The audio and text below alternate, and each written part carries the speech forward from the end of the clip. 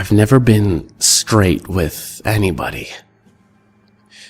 So I'm going to tell you something that's true.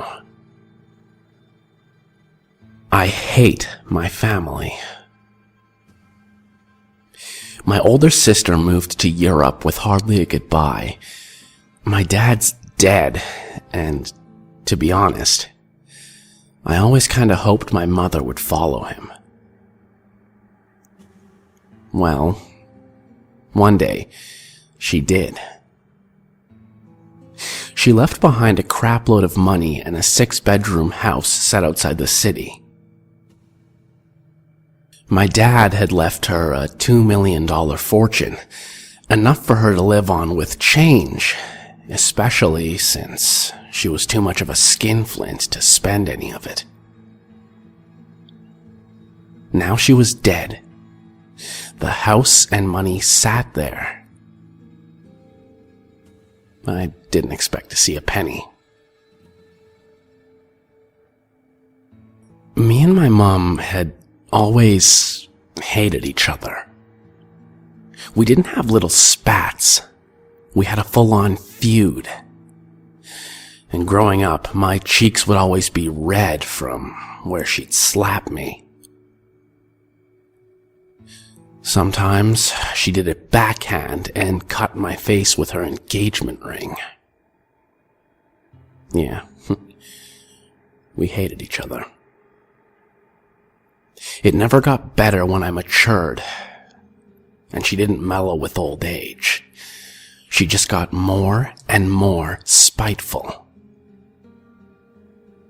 By the time she died, we'd gone 5 years, 6 months, and 3 days without speaking.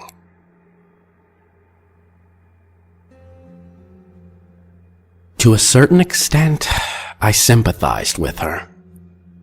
She'd had a hard life. My dad spent 4 nights a week out of the marital bed and used to call her ugly and wouldn't allow her to have self-esteem. It was a depressing marriage. Then, there was my younger sister. She was 10 years my junior, and from the minute she was born, she was the favorite. Always getting the hugs Mom never gave me. I don't want to whine, but I resented it, and I was cruel to her. Call it my mother's side getting through.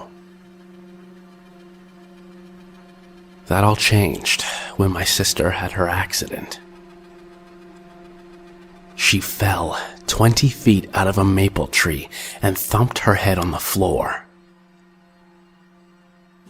They told me that when they found her, blood was trickling out of her ears, and she was already comatose. She's never woken up. I told you earlier that I didn't expect a penny from the will, so you can imagine my surprise when our family lawyer told me that I was the sole heir. He was surprised too. $2 million and a 6-bedroom house were mine. But on one condition. I had to move in and become my sister's sole caretaker. Caring for a coma victim isn't hard, to be honest.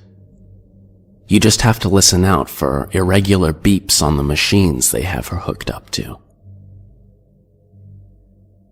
She had nurses who came once a day to check on everything, so I didn't have to really do a thing.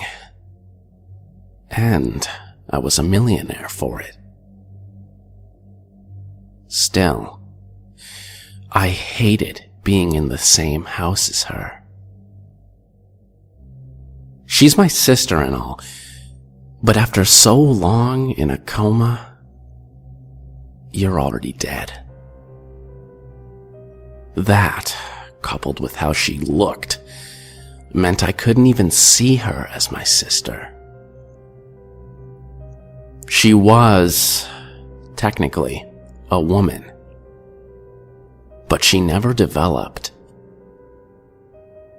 So she was more like a freakishly tall child.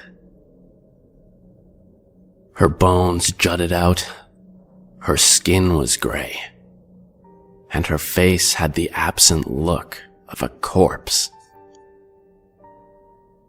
At the beginning, it was unnerving sleeping in the room next door to her.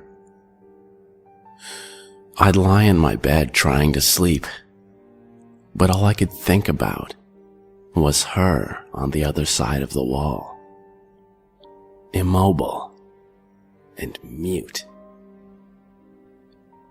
One night she scared the hell out of me.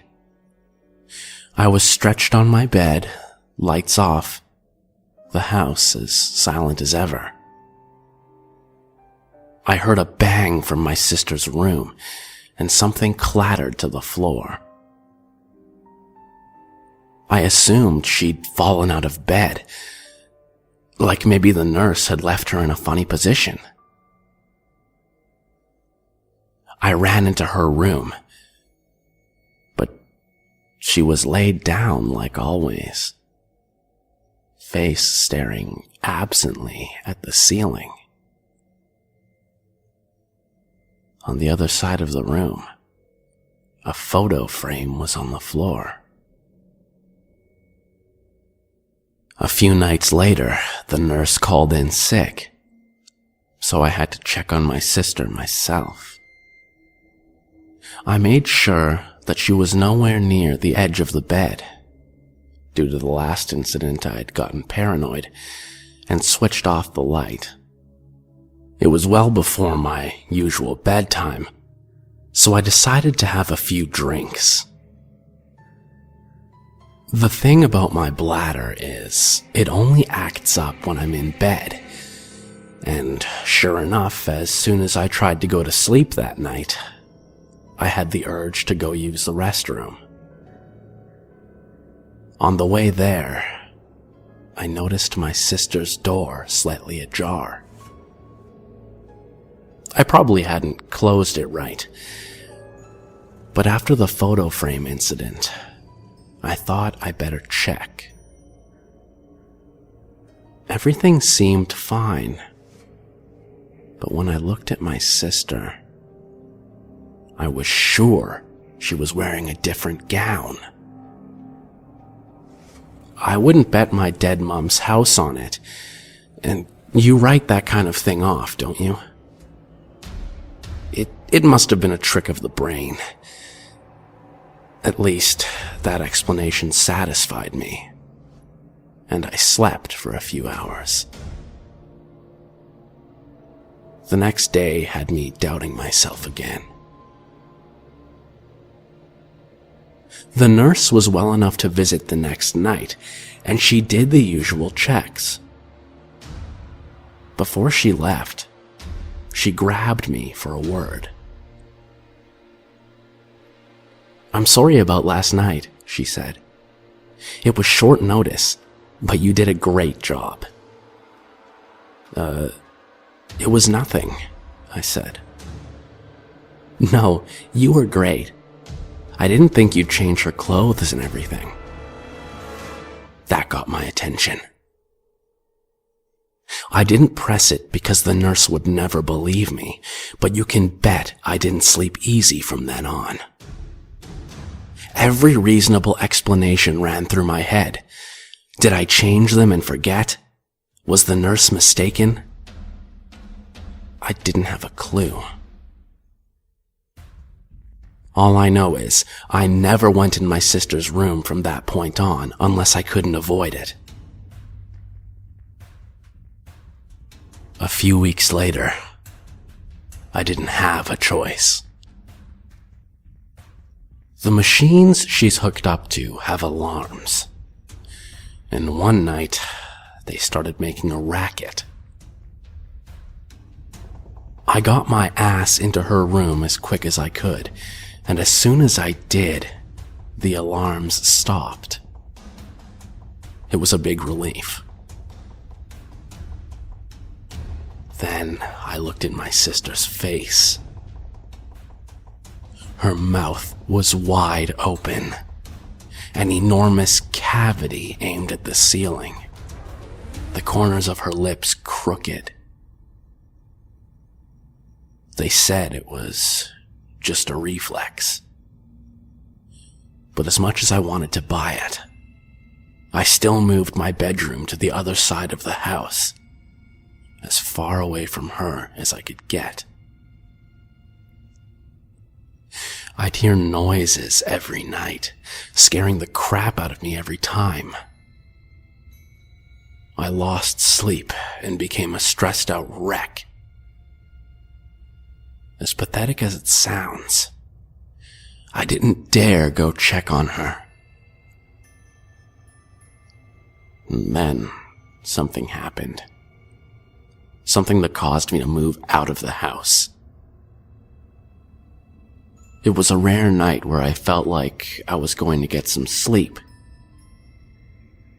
It was in that in-between stage, where you know you're on the edge of sleep, but not quite there yet. Then my bedroom door opened and banged shut.